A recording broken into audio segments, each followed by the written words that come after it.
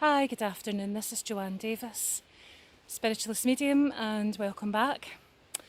And this is the second in a series of videos about how the spirit world communicate with us. And in this video, I'd like to focus predominantly on clairaudience or clear hearing. So the spirit world communicate with us in many different ways and in many subtle ways. And the communication from spirit is often so subtle we can miss it. And when you consider the fact that everything is energy, then you must remember that their energy survives bodily death. So although they no longer have a body or a voice box with which to speak to us here on the earth, they have an energy, they have a consciousness, that consciousness which appears to survive physical death.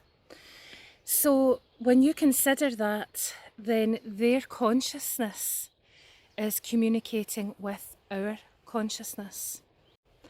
And the spirit world do that mind to mind in the case of mental mediumship. So if they communicate with us on a mind-to-mind way, they do it through what I consider to be a telepathic mind-to-mind communication. But the way that we perceive that information can be through any of our senses, whether it be sight, hearing, tasting, feeling, smelling, etc. Or sometimes what I call the sixth sense, the claircognizance, which is just knowing. So in the case of clairaudience, I want you to think of an example where you might get up in the morning and get ready and go to work. And you might have the radio on or your tunes banging in the car on your way to work.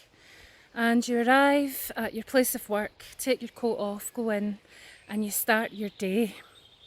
And if you're anything like me, you might then find yourself on a 12-hour shift with the last song that was playing in the car repeating and repeating and repeating in your mind. Well, that is what I would consider to be subjective clairaudience. So it's that part of your mind where you might hear music, which could be recalled in a sense from memory.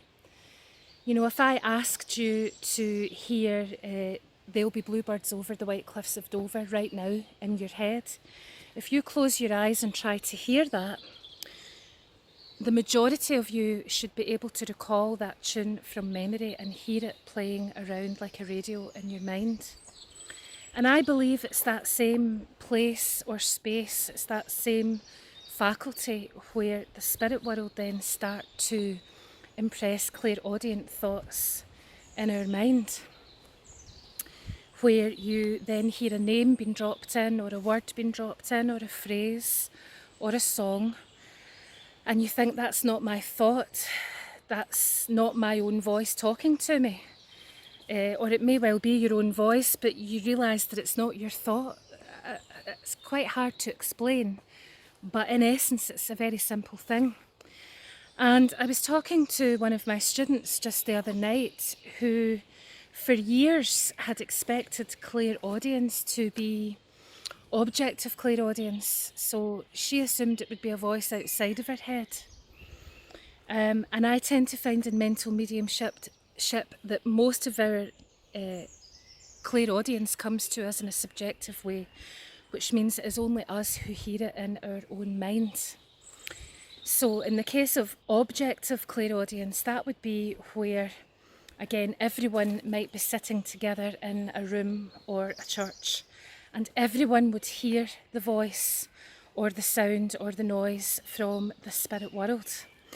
And that would be outside of your mind, so therefore you would be hearing it with your physical ears, and so would everyone else, in which case that would be what we call objective clairaudience. So communication with spirit in essence is very simple. They use our mind and sometimes our physical body to communicate with us. They use our senses or rather our senses interpret what it is that they're trying to tell us. But in essence, we often miss the subtleties of what it is they're trying to impress upon us, and we dismiss it. And, you know, so the next time you're working with spirit, if you ask them a direct question, and instead of hearing a direct answer, you hear a song, then I ask you to pay attention to it, because no thought is ever wasted.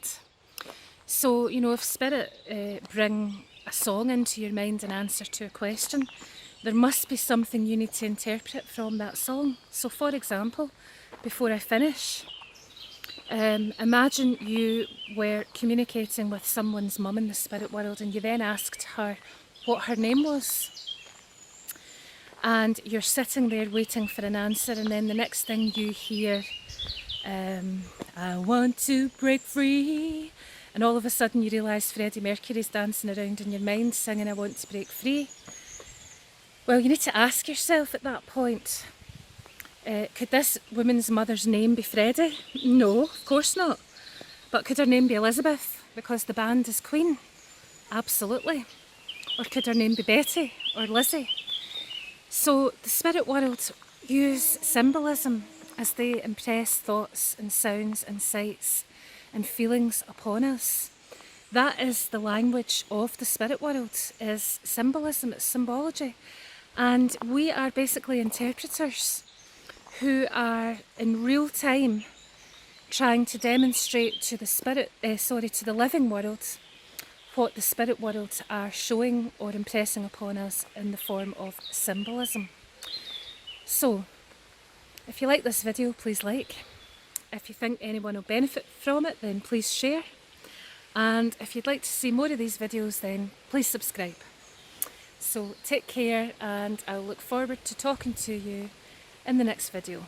Take care, thanks, bye bye.